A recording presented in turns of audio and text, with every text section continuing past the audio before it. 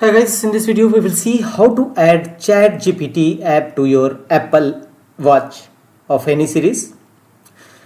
Go to your app menu and here choose App Store, and in App Store go to search and here type Watch GPT.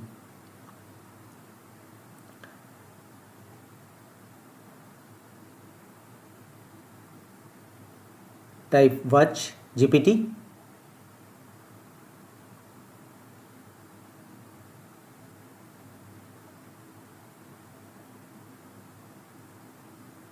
and tap on search from the top right corner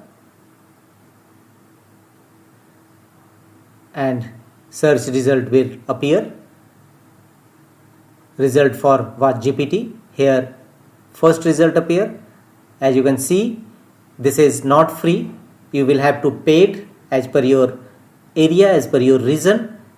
So simply click on amount and you will have to pay a few to download and install ChatGPT on your Apple Watch. So it is not a free available. So if your watch is not having passcode, then first turn on passcode.